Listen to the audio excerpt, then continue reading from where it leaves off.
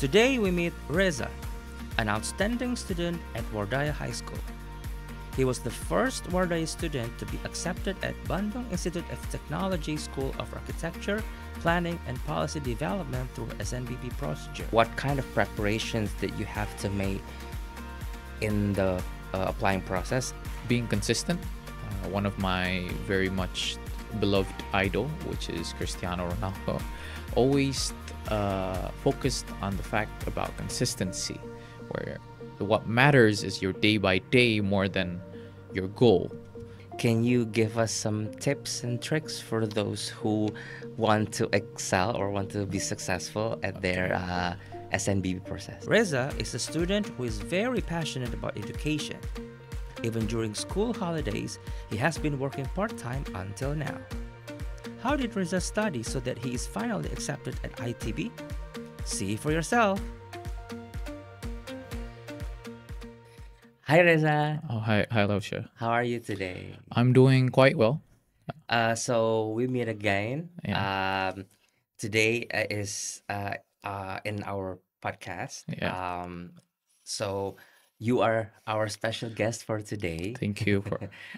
So let's just cut to the chase. So you are the first student Yeah.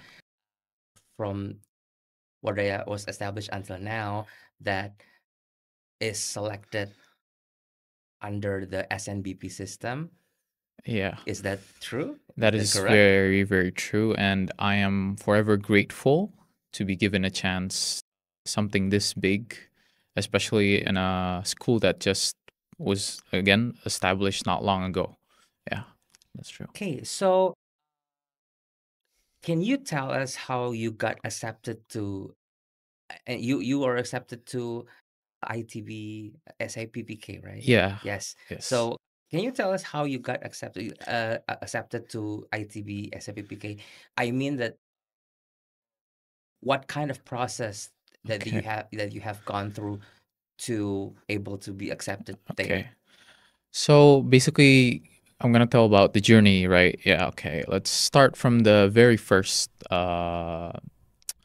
scenes where I got accepted here. I joined in the mid group, which is grade 11, not like the rest of my classmates who started from grade 10. So I was already left behind by a year. And I joined here, well, I didn't really have much for my academics. It wasn't as strong as the others in the classroom. There was so many other people that was smarter than me, even though I had a really good background back in my middle school, but it still was not enough for me going to a school like this that was very prestigious. And my first score that I got was zero. Was zero. Yeah. Okay. On maths. But I didn't let that put me down, especially with environment like this where everybody was willing to share knowledge with each other. And that's what I really appreciated. That made my subconscious want to learn more. And so I set a goal to myself was at least get better or be a better version of myself from yesterday. That was my motto. And the next week I had another math test. It went up by 6. Great. Yeah, out of Right? 100. But that was progress. That showed that, oh, I am doing something. And eventually I was able to, yeah, I got this award or the selection, the first one too. So it was a piled up consistency of trying to be better from yesterday. And I think that's one of the reasons that I was awarded something like this. So the journey is don't give up. No matter how small the progress is still progress. And I am glad that I could also be amongst my friends who got accepted to prestigious universities. Yeah. Okay. So you mentioned, the progress of you Yeah. studying in Wardaya here. Can you introduce to us who are the people that you think that for you has the most influence in helping you to study in Ordaya?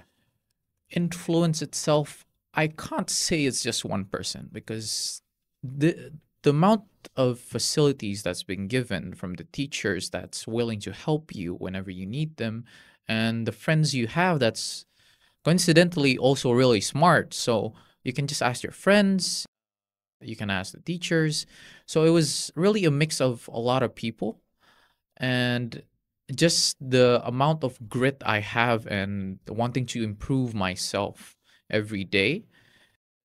So if we want to say someone, the most influential people here, I think everybody has a part to play for my journey. Yeah. Okay, so in the applying process Yeah. for the university, uh, what do you think was the most challenging thing in the applying process? Waiting for the result to Oh, come out. okay. So I guess the challenge uh, is just building up to that. That's the biggest challenge because you know it's gonna come up, and you got this whole year, whole 2 years coming up to that application forms, and I think it's better if you don't think too much about it. Mm, Personally, for me, it's better if you don't think too much about it, so you don't get disappointed if it doesn't go your way, and always focus to another option that's always available. So yeah, it's the biggest challenge is of course building up to that and applying the form. Yeah, that's the biggest challenge. okay, so in the applying process, Yeah. what kind of preparations that you have to make in the applying process, and do you have somewhat an expectation to directly be accepted at the university of your choice? How do we say so this goes back to how I did it, right? Yeah. Yeah, this goes back to how I did it. Again, going back, it's more of like building a process where you have to keep grinding every day. It's it's possible with a environment like this. So there's a saying that my friend or this old man used to told me. It was, if you befriend with someone who sells perfumes, Mm. you're gonna smell nice. But if you befriend with someone who likes to live in a garbage can, you're gonna smell like garbage. So that's what's very, very influential with this place is that the surroundings you're surrounded, it's like being surrounded by people who sells perfume. And as someone who started off with basically no basics at all, Mm. just like below average from the rest, you get lifted up by the environment. And that's something very important that allowed me to get what I got right now. Yeah. Okay, so you are through the process, you are finally are accepted in ITB, Yeah. in SAPPK Yeah. faculty, faculty of applied city plan Yeah. and policy, right? Yeah. So, was that faculty your own choice, or is there somebody who influences you to take that route? So I had two choices. It was either civil engineering or urban planning, which is what I took right now. I took a test, the psychology test, back in grade 10, and the result was exactly what I applied for. And it's actually something that was built up from a very young age. I've always liked building houses, and I Mm. was like creating cities. I used to collect a lot of Legos at home, and I like to play with not cardboard. It was wood, and Mm. I was at the age of what, 8, 9, still elementary, but I was already using hammers and all of that to create something. So it was something that I aspired from young. Yeah, So it was between that two, and yeah, you got accepted at one, right? yeah. I got So accepted. is there any prioritized preference in between those two major? My mom wanted me to go to civil engineering because prospect there is much bigger, Hmm. but I didn't really, o- you know, had a really much preference between the both of them. Both of them were fine with me, whether I got the other or not. It was more of I really wanted the university more than I needed the faculty, because to me, my father is also an alumni from ITB, so it was carrying on his legacy that Hmm. he left behind, and also the networking that is going to allow me a lot of opportunities. That was what's important to me. So between the faculties, it didn't really matter. If we're talking about personal preference, Yeah, which one of those two faculties that would be your prioritized personal prioritized. preference? Personally, I would I would still take SAPPK because it seems like something I'm always trying to be. It might sound I just want to be different from Mm. everybody because a lot of people already take civil engineering, and this is something that's not a lot of people have heard before, right? And trying to dive into a pond that not a lot of people have shown a really huge strive in. So I want to make something great out of that. Yeah. I see. Well, did you have an idea, or do you now Yeah. then have an idea of what what are you going to learn or study in the faculty Uh, a lot later of on? a lot of problem solving.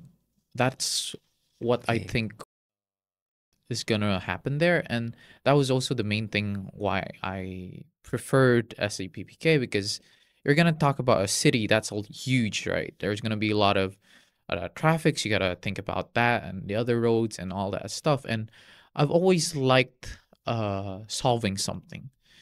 We're so caught up in this day where we talk about the problem all the time that we forget to find the solution. And I like to focus more on the solution than the problem I itself. see. Okay. So maybe yeah, a few of the last questions would be, can you give us some tips and tricks for those who want to excel or want to be successful at their Okay. SNBB process? Back again with the story I just told. Yeah. It's more of being consistent. One of my very much beloved idol, which is Cristiano Ronaldo, always focused on the fact about consistency, where what matters is your day by day more than your goal. And that's always what I've kept in heart. Every day I had to be better than before. Tips and tricks is don't get caught up with your dream because we get caught up and the negatives around you. You really have to lock in and shut every single thing that's negative around you and focus on yourself. That's most important. And don't forget to also enjoy yourself because if we're always studying, then we're gonna get stressed. We're not robots, right? So Mm. it's better off enjoy what you're doing while doing the process and your day by day. That's the important tip from me. Yeah. Okay. So, can you walk us through your process of the each step of the Mm. applying process in SNBP? So, what was the first step, and how did you do that? And what was the second step, and how did you do that, and so on? For the rough walkthrough itself, it's fairly very simple. It's just inputting your datas, basically your name and all that, and then basically your high school score, and if you have any, you know, Olympiads that you've won. Me personally, I won public speaking contest. That's what I inserted because we've reached an era where there's a lot of smart people, but not everyone can show their idea or tell the idea. That's what Yes. I really focused on. And if we go back, a rough walkthrough to the whole process, it's more of dream big, but remember where you come from. That's important for me because I came from a very rough background, which is I lost my father back when I was still grade seven, and that really drove me to wanting to help my family a lot and wanting to help my mom to stop working so she can just rest at home. So remember where you come from, remember what you're doing all this for, because if you're just doing all this just to show the world or just for people's validation, trust me, that's not it. That's not the answer.